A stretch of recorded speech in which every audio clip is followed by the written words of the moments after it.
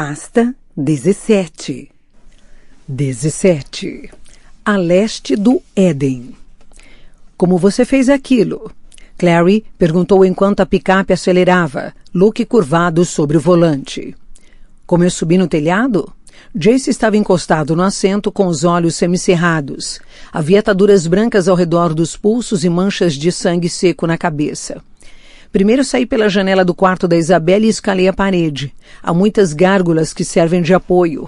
Além disso, gostaria de informá-los de que a minha moto não está mais onde eu a deixei. Aquilo que a Inquisidora levou para um passeio por Hoboken. Eu quis dizer como você saltou do telhado da catedral e não morreu. Não sei. O braço dele roçou no dela enquanto ele levantava as mãos para esfregar os olhos. Como você criou aquele símbolo? Também não sei, sussurrou ela.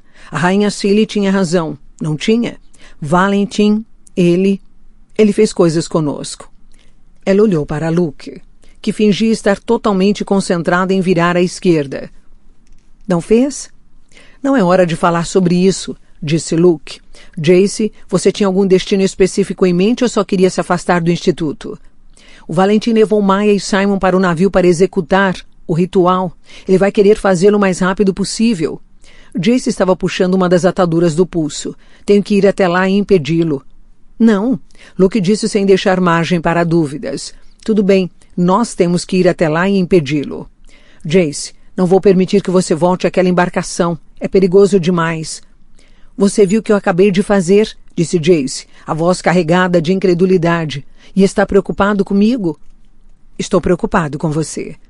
Não temos tempo para isso. Depois que meu pai matar os seus amigos, ele vai convocar um exército de demônios que você nem pode imaginar. E depois disso, será impossível contê-lo. Então a clave...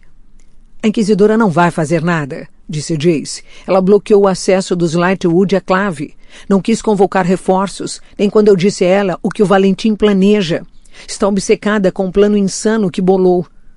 Que plano? Perguntou Clary. A voz de Jace era amarga. Ela queria me trocar com o meu pai pelos instrumentos mortais. Eu disse a ela que Valentim jamais aceitaria, mas ela não acreditou.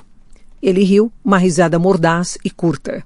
Isabelle e Alec vão contar a ela o que aconteceu com Simon e Maya, mas não estou muito otimista. Ela não acredita no que eu disse sobre Valentim e não vai querer desistir do plano só para salvar 2 integrantes do submundo. Não podemos simplesmente esperar para termos notícias deles. De qualquer forma, disse Clary, temos que ir para o navio agora. Se você puder nos levar até lá. Detesto ter que dizer isso, mas precisamos de um barco para chegarmos ao outro, disse Luke. Acho que nem mesmo Jace pode andar sobre a água. Naquele instante, o telefone de Clary tremeu. Era uma mensagem de texto de Isabelle. Clary franziu o senho. É um endereço, perto da margem do rio. Jace olhou por cima do ombro dela. É para lá que temos que ir para encontrar Magnus. Ele leu o endereço para Luke, que, irritado, fez um retorno proibido e voltou para a direção sul. Magnus vai nos ajudar a atravessar a água, explicou Jace. O navio está cercado por barreiras protetoras. Antes eu consegui entrar porque o meu pai queria que eu entrasse. Dessa vez não vai querer. Precisaremos do Magnus para lidar com as barreiras. Não estou gostando nada disso. Luke tamborilou os dedos no volante. Acho que eu deveria ir e vocês 2 deveriam ficar com Magnus. Os olhos de Jace brilharam. Não, tem que ser eu. Por quê? Perguntou Clary. Porque Valentim está usando um demônio do medo, explicou Jace. Foi assim que ele conseguiu matar os Irmãos do Silêncio. Foi o que aniquilou o feiticeiro. O lobisomem no beco atrás do Hunter's Moon e provavelmente o que matou o menino fada no parque. E é a razão pela qual os Irmãos do Silêncio tinham aquelas expressões de pavor. Literalmente morreram de medo. Mas o sangue... Ele drenou o sangue depois. E no beco foi interrompido por um dos licântropes. Por isso não teve tempo suficiente para pegar o sangue do que precisava. E por isso ainda precisa de Maya. Jace passou a mão pelo cabelo. Ninguém suporta um demônio do medo. Ele entra na cabeça e destrói a mente da pessoa. Agramon, disse Luke, que estivera em silêncio, olhando através do para-brisa. O rosto dele estava sombrio e atormentado. Foi assim que Valentim o chamou. Ele não é um demônio do medo. Ele é o demônio do medo. O demônio do medo. Como Valentim conseguiu invocar Agramon. Até um feiticeiro teria dificuldades de controlar um demônio maior e fora do pentagrama. Luke respirou fundo. Foi assim que o menino feiticeiro morreu, não foi? Invocando Agramon. Jace fez que sim com a cabeça e explicou rapidamente o truque que Valentim tinha usado com Elias. O cálice mortal, concluiu. Permite que ele controle Agramon. Aparentemente confere a ele alguma espécie de poder sobre demônios, mas não com a espada. Agora estou menos inclinado ainda a deixá-lo ir, disse Luke. É um demônio maior, Jace. Seriam necessários todos os caçadores de sombras da cidade para lidar com ele. Eu sei que é um demônio maior, mas a arma dele é o medo. Se Clary conseguir colocar o símbolo do destemor em mim, posso derrotá-lo, ou pelo menos tentar. Não, protestou Clary. Não quero que a sua segurança dependa de um dos meus símbolos estúpidos. E se não funcionar... Já funcionou, disse Jace, enquanto saíam da ponte e voltavam para o Brooklyn. Estavam passando pela estreita Van Brood Street, entre fábricas altas de tijolos, cujas janelas e portas trancadas com cadeados não ofereciam a menor pista quanto ao que havia dentro. À distância, a água do rio brilhava entre os prédios. E se dessa vez eu errar? Jace virou a cabeça para ela e por um instante seus olhares se encontraram. O dele era o dourado distante do sol. Não vai errar, disse ele. Tem certeza quanto a esse endereço? Perguntou Luke, parando a picape lentamente. Magnus não está aqui. Clary olhou em volta. Eles estavam diante de uma fábrica grande que aparentava ter sido destruída por um terrível incêndio. As paredes ocas de tijolo e gesso ainda estavam de pé, mas estruturas metálicas despontavam através delas, curvadas e manchadas de queimaduras. Ao longe, Clary podia ver o distrito financeiro de Manhattan e a corcunda preta da Governor's Island, mais distante no mar. Ele vai vir, disse ela. Se disse a Alec que vinha, vai vir. Eles desceram da caminhonete. Apesar de a fábrica ficar em uma rua ladeada de prédios semelhantes, estava quieta mesmo para um domingo. Não havia ninguém ao redor e nenhum dos sons de comércio. Caminhões recuando, homens gritando, que Clary associava aos distritos de armazéns. Em vez disso, havia silêncio, uma brisa suave vinda do rio e o choro de pássaros marinhos. Clary vestiu o capuz, puxou o zíper do casaco e estremeceu. Luke fechou a porta da picape e ofereceu a Clary um par de grossas luvas de lã. Ela as colocou e agitou os dedos. Eram tão grandes que era como se estivesse vestindo uma pata. Olhou ao redor. Espere, cadê o Jace? Luke apontou.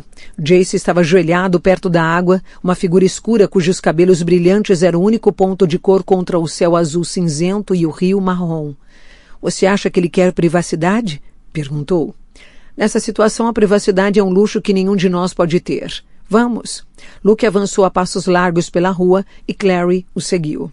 A fábrica ia até próximo da água, mas havia uma praia ampla perto. Ondas rasas batiam nas pedras cobertas de algas. Galhos haviam sido postos em um quadrado mal feito ao redor de um ponto negro, onde uma fogueira havia queimado. Havia latas enferrujadas e garrafas espalhadas por todos os lados. Jace estava perto da beira da água, sem o casaco. Enquanto Clary assistia, ele jogou algo pequeno e branco na direção da água, algo que a atingiu com uma borrifada e desapareceu. — O que você está fazendo? Perguntou ela. Jace virou-se para encará-los, o vento soprando os cabelos claros por cima do rosto. — Mandando um recado. Por cima do ombro dele, Clary pensou ter visto uma linha brilhante, com um pedaço de alga marinha, emergir da água cinza com algo branco nas garras. Um instante depois desapareceu e ela ficou observando confusa. Um recado para quem? Jace franziu o senho. Ninguém. Ele se virou de costas para a água e caminhou pela praia de pedras até onde tinha deixado o casaco. Havia 3 longas lâminas sobre ele. Enquanto virava, Clary viu os discos afiados de metal presos no cinto dele. Jace passou os dedos pelas lâminas. Eram lisas e branco-acinzentadas, esperando para serem nomeadas. Não tive chance de ir ao arsenal, então essas são as armas que temos. Eu achei que era melhor nos prepararmos o máximo possível antes de Magnus chegar. Ele levantou a primeira lâmina. Abrariel. A faca serafim brilhou e mudou de cor ao ser nomeada. Jace entregou-a para Luke. Estou bem, disse Luke, e abriu o casaco para mostrar a Kinjal no cinto. Jace entregou a Abrariel a Clary, que pegou a arma silenciosamente. Estava quente, como se uma vida secreta brilhasse dentro dela. Camael, Jace disse para a segunda lâmina, fazendo-a estremecer e brilhar. Telantes, disse para a terceira. Você alguma vez usa o nome de Raziel? Clary perguntou enquanto Jace colocava as lâminas no bolso e vestiu o casaco outra vez, levantando-se. Nunca, disse Luke. Não se faz isso. O olhar dele examinou a estrada atrás de Clary, procurando por Magnus. Ela podia sentir a ansiedade dele, mas antes que pudesse dizer qualquer outra coisa, seu telefone vibrou. Ela o abriu e o entregou silenciosamente a Jace. Ele leu a mensagem, erguendo as sobrancelhas. Parece que a Inquisidora deu até o pôr do sol para Valentim decidir se me quer mais do que quer os instrumentos mortais, disse ele. Ela e Maisie estão brigando há horas, então ela ainda não percebeu que eu fugi.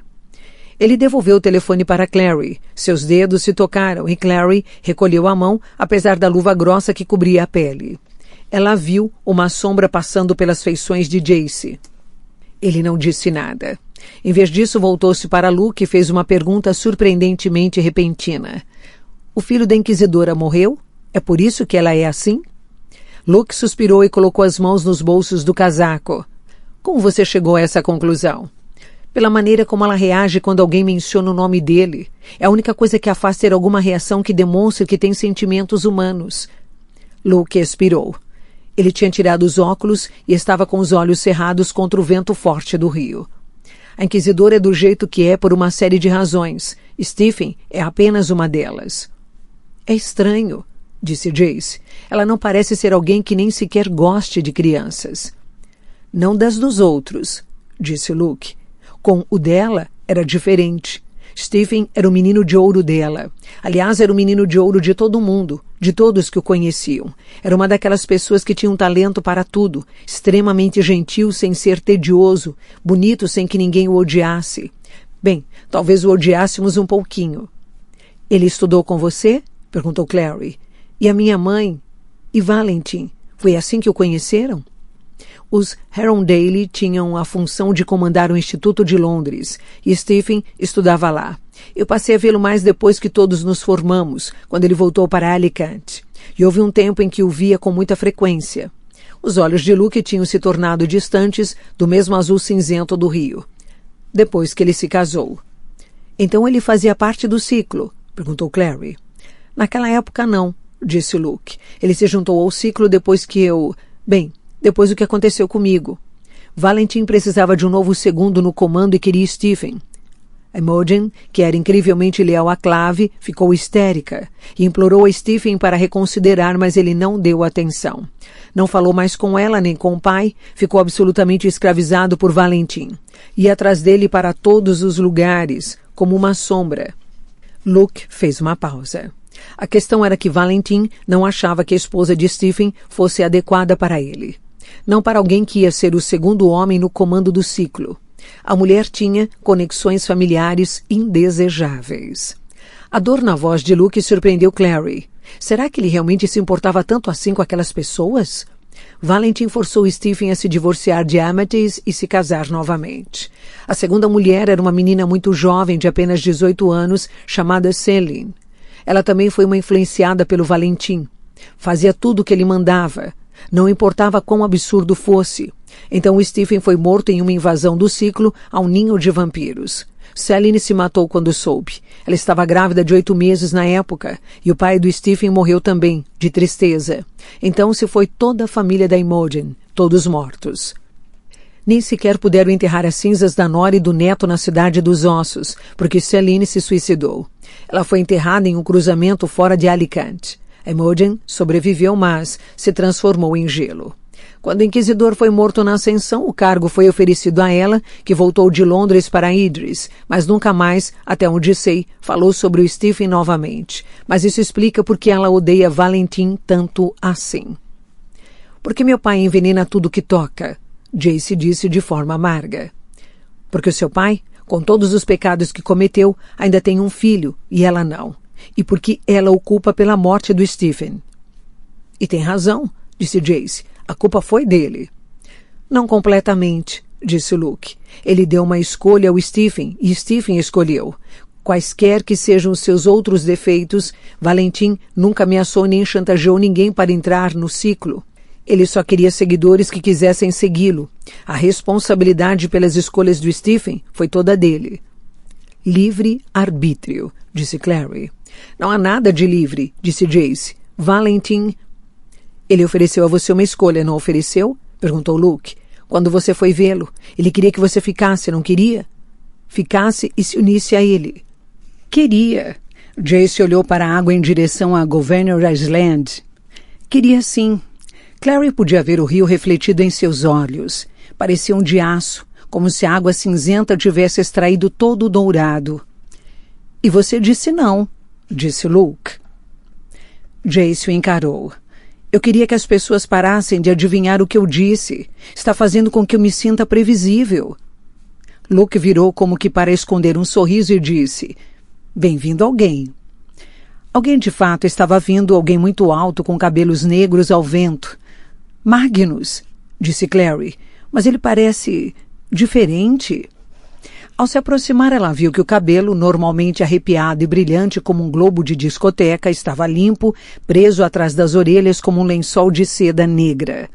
As calças de couro arco-íris tinham sido substituídas por um terno antigo escuro e um fraque preto com botões prateados cintilantes. Seus olhos de gato brilhavam em âmbar e verde. Vocês parecem surpresos em me ver. Jace olhou para o relógio. Realmente nos perguntamos se você viria. Eu disse que viria, então vim. Só precisava de tempo para me preparar. Isso não é um truque de cartola, caçador de sombras. Vai exigir magia séria. Ele se voltou para Luke. Como está o braço? Bem, obrigado. Luke sempre era educado. Aquela é a sua caminhonete estacionada perto da fábrica, não é? Magnus apontou.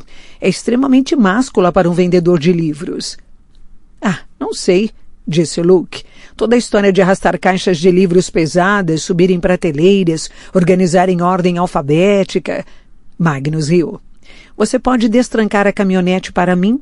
Quero dizer, eu mesmo faria. Ele balançou os dedos, mas me parece grosseiro. Claro.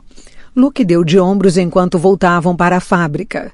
Mas quando Clary fez menção de segui-los, Jace a pegou pelo braço. Espere. Quero falar com você um segundo. Clary observou enquanto Magnus e Luke iam até a picape. Eles formavam uma dupla estranha. O feiticeiro alto com um casaco preto e longo e o homem mais baixo e mais forte com a calça jeans e blusa de flanela, mas eram ambos de submundo. Ambos estavam presos no mesmo espaço entre os mundos dos mundanos e dos sobrenaturais. Clary, disse Jace, planeta Terra chamando, onde você está? Ela olhou de volta para ele. O sol estava se pondo na água atrás dele agora, deixando seu rosto na sombra e transformando os cabelos em uma auréola dourada. Desculpe. Tudo bem. Ele tocou o rosto dela gentilmente com as costas da mão. Você às vezes desaparece completamente na sua própria cabeça. Gostaria de poder segui-la. Você segue, ela queria dizer. Você vive na minha cabeça o tempo todo. O que você queria me dizer? Foi o que disse no lugar. Ele abaixou a mão. Quero que faça o símbolo do destemor em mim antes que o Luke volte. Por que antes que ele volte? Porque ele vai dizer que é uma péssima ideia, mas é a única chance de derrotarmos o Agramon. Luke nunca o encontrou, ele não sabe como é, mas eu sei. Ela examinou o rosto dele. Como foi? Os olhos dele ficaram ilegíveis. Você vê o que mais teme no mundo. Eu nem sei o que é.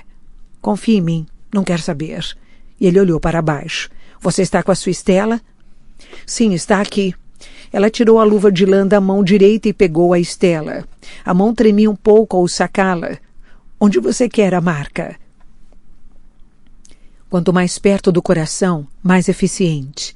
Ele se virou de costas e tirou o casaco, deixando cair no chão. Levantou a camisa, expondo as costas. Na omoplata, seria bom. Clary colocou uma das mãos no ombro dele para se apoiar. A pele dele ali era de um dourado mais claro do que nas mãos e no rosto, e macia onde não havia cicatrizes. Ela traçou a ponta da estela na omoplata de Jace e o sentiu se contraindo um pouco, os músculos enrijecendo. Não aperte com tanta força. Desculpe. Ela diminuiu a pressão, deixando o símbolo fluir na mente, pelo braço, até a estela. A linha negra que deixou parecia queimada, uma linha de cinzas. Pronto, acabei. Ele se virou, colocando a camisa outra vez. Obrigado. O sol estava queimando além do horizonte agora, inundando o céu com sangue e rosas, transformando a beira do rio em ouro líquido, suavizando a feiura do lixo urbano ao redor. E você? O que tem eu? Ele deu um passo mais para perto. Puxe a manga para cima e eu marco você. Ah, certo. Ela fez o que ele pediu, puxando as mangas para cima e estendendo os braços nus para ele. A picada da estela na pele era como o leve toque de uma agulha arranhando sem perfurar. Ela assistiu as linhas negras aparecerem como uma espécie de fascínio. A marca que tinha recebido no sonho ainda era visível, apagada um pouquinho apenas nas pontas. E o Senhor disse a ele: portanto, quem quer que ataque Caim, a vingança se abaterá sobre ele 7 vezes. E o Senhor fez uma marca em Caim para que nada que o encontre possa matá-lo. Clary virou-se puxando as mangas para baixo. Magnus os observava, o casaco preto parecia voar em volta dele na brisa. Um pequeno sorriso se esboçou no rosto dele. Você sabe citar a Bíblia? Perguntou Jace, abaixando para pegar o casaco. Nasci em um século profundamente religioso, garoto, disse Magnus. Sempre achei que Caim havia tido a primeira marca. Certamente o protegeu. Mas ele não foi bem um dos anjos, disse Clary. Ele não matou o irmão. Não estamos planejando matar o nosso pai, disse Jace. É diferente, disse Clary, mas não teve chance de argumentar sobre quão diferente era, pois naquele instante a caminhonete de Luke encostou na praia, espalhando pedras com os pneus. Luke se inclinou para fora da janela. Pronto, disse para Magnus. Vamos lá, entrem. Vamos dirigindo até o barco? Disse Clary espantada. Pensei que... Que barco? Cacarejou Magnus enquanto entrava na caminhonete ao lado de Luke. Ele apontou para trás com o polegar. Vocês dois, entrem atrás.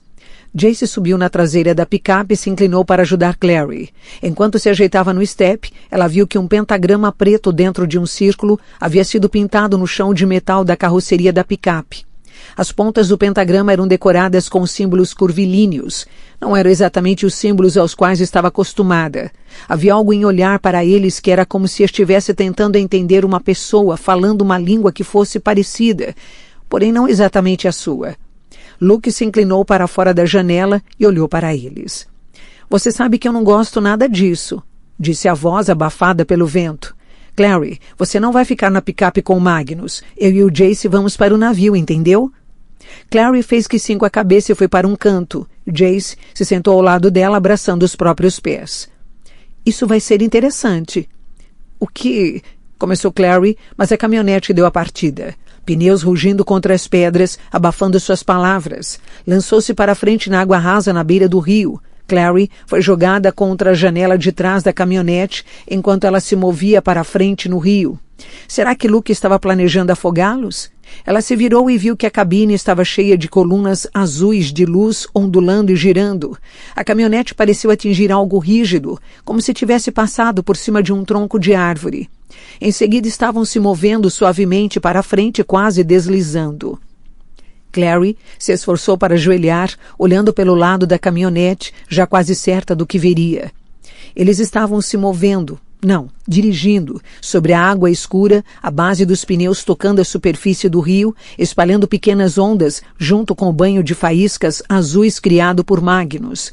Tudo ficou repentinamente muito quieto, exceto pelo ronco fraco do motor e o canto de pássaros marítimos no alto. Clary olhou para Jace, que estava sorrindo. Isso vai realmente impressionar Valentim. Não sei, disse Clary. Outros heróis ganham bumerangues e o poder de escalar paredes. Nós temos o Aquatruck. Se não gosta, Nephilim. A voz de Magnus veio fraca de dentro da cabine. Fique à vontade para ver se consegue andar sobre a água. Acho que deveríamos entrar, disse Isabelle, a orelha pressionada contra a porta da biblioteca. Ela sinalizou para Alex se aproximar.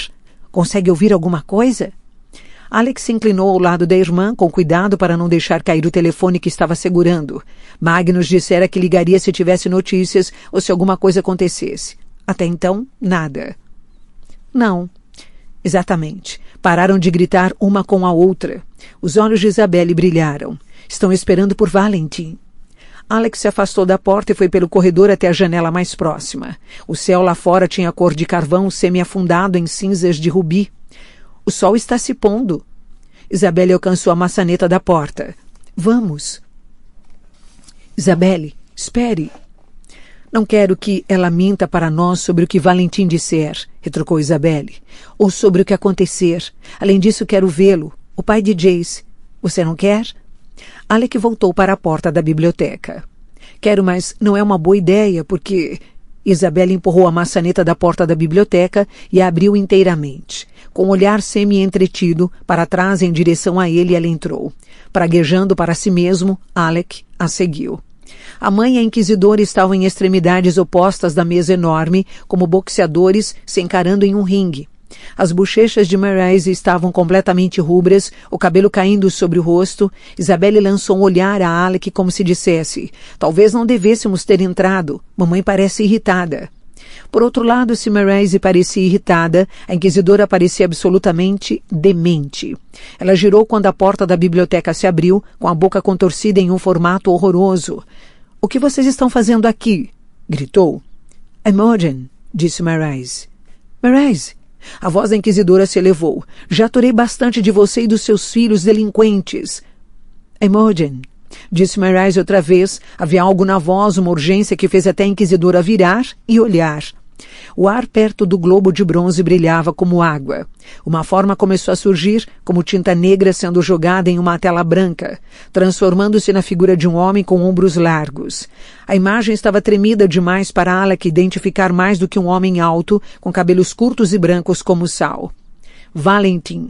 A inquisidora pareceu ter sido pega de surpresa, pensou Alec, apesar de que certamente o esperava. O ar perto do globo brilhava mais violentamente agora. Isabelle prendeu a respiração enquanto um homem saía do ar estremecido, como se estivesse surgindo através de camadas de água. O pai de Jace era um homem formidável, mais de 1,80 m de altura, peito largo e rígido, braços grossos e músculos fortes. Tinha um rosto quase triangular, que se afinava em um queixo duro e pontudo. Ele podia ser considerado bonito, pensou Alec, mas era surpreendentemente diferente de Jace. Não tinha nada da aparência dourada e clara do filho. O cabo de uma espada era visível sobre seu ombro esquerdo. A espada mortal. Não era como se ele precisasse estar armado, uma vez que a presença não era corporal. Então, ele devia estar portando a espada para irritar a inquisidora. Não que ela precisasse ficar mais irritada do que já estava. Imogen, disse Valentin, os olhos escuros examinando a inquisidora com um ar de entretenimento satisfeito. Isso é Jace, esse olhar, pensou Alec. E Marise, minha Marise, realmente faz muito tempo. Engolindo em seco, Marise falou com alguma dificuldade. Não sou a sua Marise, Valentin. E esses devem ser os seus filhos? Prosseguiu Valentin, como se ela não tivesse falado. Os olhos dele repousaram em Isabelle e Alec. Um leve tremor passou por Alec, como se algo tivesse cutucado seus nervos. As palavras do pai de Jace eram perfeitamente ordinárias, até mesmo educadas, mas havia alguma coisa naquele olhar predador vazio que fez Alec querer se colocar diante da irmã e bloqueá-la da visão de Valentin. São muito parecidos com você. Deixe os meus filhos fora disso, Valentin, disse Marise, claramente lutando para manter a voz firme. Bem, isso não me parece justo, disse Valentin, considerando que você não deixou meu filho fora disso. Ele olhou para a inquisidora. Recebi o seu recado. Certamente não é o melhor que pode fazer. Ela não havia se movido, agora piscava os olhos lentamente como um lagarto. Espero que os termos da minha oferta tenham ficado perfeitamente claros. O meu filho em troca dos instrumentos mortais. Era isso, certo? Caso contrário, você o mataria. Mataria? Repetiu Isabelle. Mãe. Isabelle, disse Marise com firmeza. Fique quieta. A inquisidora lançou um olhar venenoso para Isabelle e Alec, os olhos semicerrados. Os termos são esses, Morgenstern. Então a minha resposta é não. Não? Parecia que a inquisidora tinha dado um passo à frente e o chão tinha cedido sob os pés. Você não pode blefar comigo, Valentin. Farei exatamente o que prometi. Eu não duvido de você, Imogen. Sempre foi uma mulher determinada e implacável. Reconheço essas qualidades em você, pois eu mesmo as possuo. Não sou nada como você. Sigo a lei. Mesmo quando a lei a instruía a matar um menino ainda adolescente apenas para punir seu pai. Isso não é uma questão de lei, Imogen. É uma questão de que você me odeia e me culpa pela morte do seu filho. E é essa a sua maneira de se vingar. Não vai fazer a menor diferença. Não vou abrir mão dos instrumentos mortais, nem mesmo pelo Jonathan. A inquisidora simplesmente o encarou. Mas ele é seu filho, disse ela. Sua criança. Filhos fazem escolhas próprias, disse Valentin. Isso é algo que você nunca entendeu. Ofereci segurança a ele se ficasse comigo, mas ele desdenhou e voltou para você. E você vai concluir a sua vingança nele como avisei a ele que faria. Você não é nada, Imogen, concluiu. Além de previsível. A inquisidora não pareceu perceber o insulto. A Clave vai insistir na morte dele caso não me dê os instrumentos mortais, disse ela, como alguém preso em um pesadelo. Não poderei impedi-los. Estou ciente disso, disse Valentin, mas não há nada que eu possa fazer. Dei uma chance a ele e ele não aceitou. Maldito!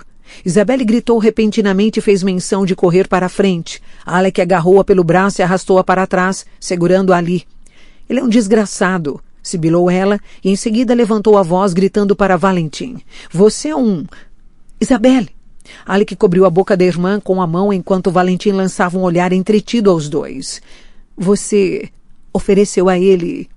A inquisidora estava começando a lembrar a Alec um robô cujo circuito estava falhando. E ele recusou? Ela balançou a cabeça. Mas ele é seu espião, a sua arma. Foi o que você pensou? Disse ele, com uma surpresa aparentemente legítima.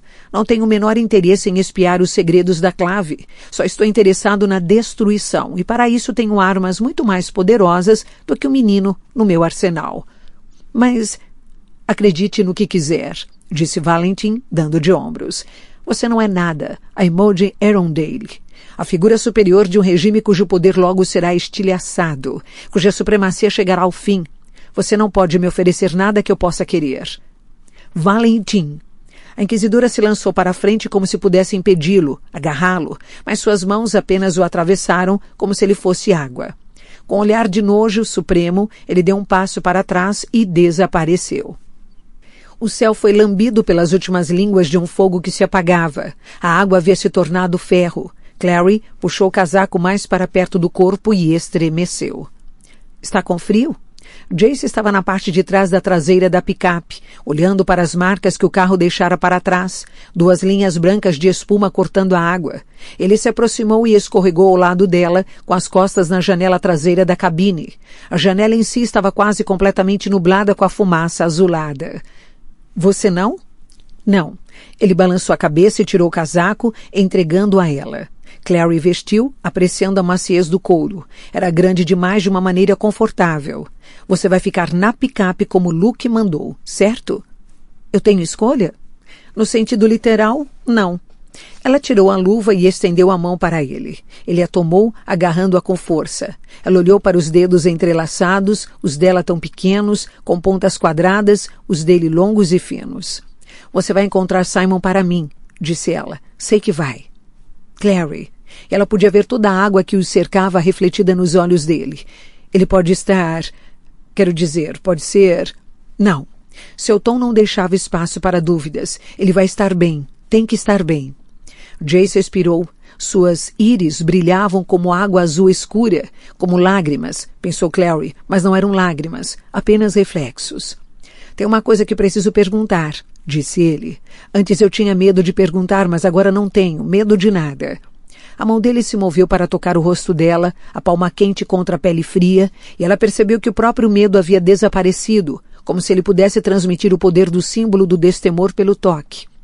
Ela levantou o queixo, os lábios se abrindo em expectativa, a boca dele tocou a dela levemente, tão levemente que parecia uma pena. a lembrança de um beijo, e em seguida ele recuou, arregalando os olhos. Ela viu a parede negra refletida neles, erguendo-se para bloquear o dourado incrédulo. A sombra do navio. Jace a soltou com uma exclamação e se levantou. Clary se levantou sem jeito, o casaco de Jace desequilibrando-a. Faíscas azuis voavam das janelas da cabine. E à luz ela podia ver que a lateral da embarcação era metal negro corrugado, que havia uma escada fina descendo por um lado e que uma grade de metal cercava o topo. O que pareciam pássaros grandes e estranhos empoleiravam-se na grade. Ondas de frio pareciam vir do barco como o ar gélido de um iceberg. Quando Jace a chamou, a respiração veio em fumaças brancas, suas palavras perdidas no tronco repentino do motor do navio. Ela franziu o senho para ele. — O quê? O que você disse? Ele a agarrou, deslizando a mão sob o casaco, tocando sua pele nua com as pontas dos dedos. Ela gemeu surpresa. Ele pegou do cinto a lâmina serafim que havia lhe dado mais cedo e pressionou-a na mão de Clary. — Eu disse, e a soltou, para você pegar Abrariel, pois eles estão vindo. — Quem está vindo? Os demônios. Ele apontou para cima. Primeiro Clary não viu nada e em seguida notou os pássaros enormes e estranhos que tinham visto antes. Estavam saindo da grade um por um, caindo como pedras pela lateral do barco. Em seguida se estabilizando e indo diretamente para a caminhonete que flutuava sobre as ondas. Ao se aproximarem, ela viu que não se tratava de pássaros, mas coisas voadoras feias como pterodátilos, com asas largas, que pareciam de couro e cabeças ossudas e triangulares. As bocas eram cheias de dentes serrilhados como os de tubarões, fileiras e fileiras deles, e as garras brilhavam como lâminas. Jace subiu para o teto da cabine, telantes brilhando em sua mão, e quando a primeira das coisas voadoras os alcançou, ele atacou com a lâmina.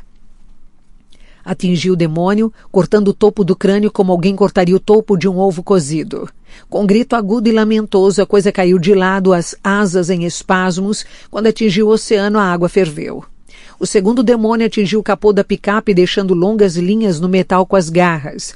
Lançou-se contra o para-brisa, rachando o vidro em forma de teia de aranha. Clary gritou para Luke, mas outro deles mergulhou sobre ela, caindo como uma flecha do céu de aço. Ela arregaçou a manga do casaco de Jace, exibindo o braço para mostrar o símbolo defensivo. O demônio gritou como o outro havia feito, batendo as asas para trás, mas já tinha se aproximado demais, estava ao alcance dela. Ela viu que não tinha olhos, apenas entalhes em ambos os lados do crânio, enquanto enfiava Abrariel em seu peito. A criatura explodiu, deixando um rastro de fumaça negra atrás. Muito bem, disse Jace. Ele havia saltado de cima da cabine para despachar outra das criaturas voadoras que berravam. Empunhava uma adaga, agora cujo cabo estava sujo de sangue negro. O que são essas coisas? Arfou Clary, girando Abrariel em um arco amplo que rasgou o peito de um demônio voador. Ele cacarejou e tentou atacá-la com uma das asas. Perto assim, ela podia ver que as asas terminavam em pontas de ossos afiadas como lâminas. O demônio atingiu a manga do casaco de Jace e o rasgou. — Meu casaco! Disse Jace furioso e golpeou a coisa enquanto ela levantava, perfurando-lhe a coluna. A criatura berrou e desapareceu. Eu adorava esse casaco. Clary o encarou e em seguida girou quando o ruído de metal arranhando agrediu seus ouvidos. 2 dos demônios voadores estavam com as garras no teto da cabine, arrancando da carroceria. O ar foi preenchido com barulho de metal rasgando. Luke estava no capô da picape, atacando os bichos com a Kinjal. Um deles caiu pela lateral da caminhonete, desaparecendo antes de atingir a água. O outro irrompeu no ar, o teto da cabine preso nas garras, berrando triunfante, e voou de volta para o barco. Por enquanto o céu estava claro e Clary correu para espiar a cabine. Magnus estava jogado no assento, com o rosto acinzentado. Estava escuro demais para enxergar se ele estava ferido. — Magnus! Gritou ela. — Você está machucado? — Não. Ele se esforçou para conseguir se sentar ereto e caiu novamente contra o assento. — Só estou esgotado. Os feitiços de proteção nesse navio são fortes. Rompê-los, contê-los é difícil. A voz dele diminuiu. Mas se eu não fizer, qualquer um além do Valentim que pisar nessa embarcação morrerá. Talvez você devesse vir conosco, disse Luke. Não posso trabalhar as barreiras se estiver no barco. Tenho que fazer daqui. É assim que funciona. O sorriso de Magnus parecia dolorido. Além disso, não sou bom de briga. Os meus talentos são outros. Ainda olhando para dentro da cabine, Clary começou. Mas, e se precisarmos? Clary! Gritou Luke, mas era tarde demais. Nenhum deles tinha visto a criatura voadora parada na lateral do veículo que se lançou para a frente, batendo as asas de lado, as garras afundando no casaco de Clary, um borrão de asas sombrias e dentes afiados e fétidos. Com um grito uivado de triunfo, a criatura voou pelos ares com Clary pendurada em defesa nas garras. Clary! Luke gritou novamente e correu para a ponta do capô da caminhonete, onde parou, encarando impotente a forma alada e o fardo que carregava. Ele não vai matá-la, disse Jace, juntando-se a ele no capô. Está capturando-a para Valentim. Algo naquele tom enviou calafrios pelo sangue de Luke. Ele se virou para encarar o menino ao seu lado. Mas ele não concluiu. Jace já havia pulado da caminhonete em um único movimento suave. Ele caiu na água imunda do rio e partiu em direção ao barco, dando braçadas fortes. Luke virou-se novamente para Magnus, cujo rosto pálido era visível pelo para-brisa, uma mancha branca contra a escuridão. Luke estendeu a mão e pensou ter visto Magnus acenar com a cabeça em resposta. Guardando a quinjal na lateral do corpo, ele mergulhou no rio atrás de Jace. Alex soltou Isabelle, meio esperando que ela fosse começar a gritar assim que ele tirasse a mão de sua boca. Ela ficou ao lado dele e observou enquanto a inquisidora balançava levemente o rosto cinza pálido. A Imogen, disse Marise, não havia qualquer sentimento na voz, nem mesmo raiva. A inquisidora não pareceu escutar, permaneceu com a expressão inalterada enquanto afundava na velha cadeira de Wood. Meu Deus, disse ela, olhando para a mesa. O que foi que eu fiz? Marise olhou para Isabelle. Chame seu pai.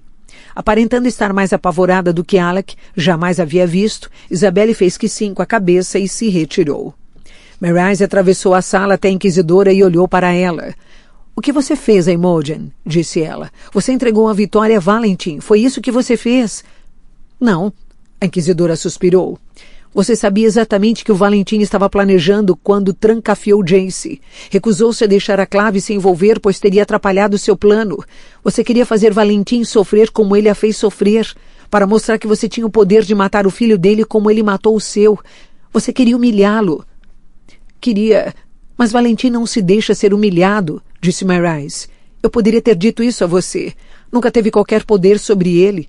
Ele só fingiu considerar a sua oferta para se certificar, além de qualquer dúvida, que não haveria tempo para chamar reforços de Idris, e agora é tarde demais.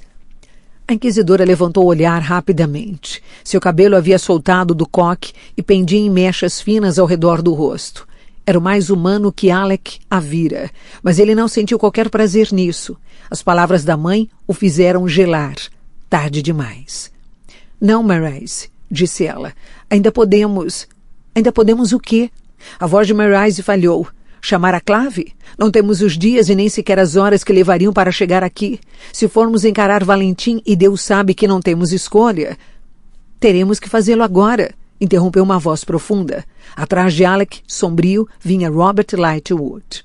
Alec olhou fixamente para o pai. Fazia anos desde que o vira com roupas de combate pela última vez. Seu tempo havia sido tomado por tarefas administrativas, conduzindo o conclave e lidando com questões do submundo.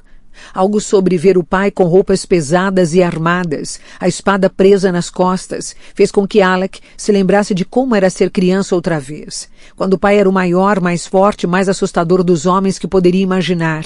Não o via desde aquele momento constrangedor na casa de Luke. Tentou capturar seu olhar, mas Robert estava olhando para Marise. O conclave está pronto, disse Robert. Os barcos estão esperando no porto. As mãos da inquisidora passearam pelo próprio rosto. Não adianta, disse ela. Não é o suficiente. Não podemos. Robert a ignorou. Em vez disso, olhou para Marise. Temos que ir logo, disse, e em seu tom havia o respeito que faltara quando se dirigiu à inquisidora. Mas a Clave, começou a inquisidora, precisa ser informada. Marise jogou o telefone com força sobre a mesa em direção à inquisidora. Você conta para eles. Conte o que fez. É o seu dever. Afinal de contas... A inquisidora não disse nada. Apenas olhou para o telefone com uma das mãos sobre a boca. Antes que Alec pudesse começar a sentir pena dela, a porta se abriu novamente e Isabelle entrou com equipamento de caçadora de sombras, o longo chicote dourado claro em uma das mãos e uma naginata de lâmina de madeira na outra. Ela franziu o senho para o irmão. Vá se arrumar, disse. Estamos indo para o navio de Valentim agora. Alec não pôde evitar. O canto da boca se curvou para cima. Isabelle era sempre tão determinada. Isso é para mim? Perguntou, indicando a naginata. Isabelle afastou-a dele. Arrume a sua própria. Algumas coisas nunca mudam. Alec foi em direção à porta, mas foi contido pela mão de alguém em seu ombro. Olhou para cima surpreso. Era o pai. Ele estava olhando para Alec e, apesar de não estar sorrindo, havia um olhar de orgulho no rosto marcado e exaurido. Se você precisa de uma lâmina, Alexander, a minha guisarme está na entrada se quiser usá-la. Alec engoliu em seco e fez que sim com a cabeça, mas antes que pudesse agradecer ao pai, Isabelle falou de trás dele. Aqui, mãe, disse ela. Alec virou e viu a irmã entregando a naginata para a mãe, que a pegou e girou na mão, demonstrando experiência. Obrigada, Isabelle, disse Marise, e com um movimento rápido como qualquer um da filha, abaixou a lâmina, de modo a apontar diretamente para o coração da inquisidora. A Imogen Arundel levantou o olhar para Marise com os olhos vazios e despedaçados de uma estátua em ruínas. Você vai me matar, Marise? Marise sibilou entre dentes. Passou longe, disse ela. Precisamos de todos os caçadores de sombras da cidade, e nesse momento isso inclui você. Levante-se, Imogen, e prepare-se para a batalha. De agora em diante as ordens aqui partirão de mim. E ela sorriu sombriamente. E a primeira coisa que você vai fazer é libertar o meu filho daquela configuração de Malaquias amaldiçoada. Ela estava magnífica enquanto falava, pensou Alec com orgulho, uma verdadeira guerreira e caçadora de sombras, cada uma de suas linhas ardendo em fúria. Alec detestava estragar o momento, mas elas iam descobrir que Jace não estava mais lá de qualquer jeito. Era melhor que alguém amortecesse o choque. Ele limpou a garganta. Na verdade, disse, tem uma coisa que vocês provavelmente deveriam saber.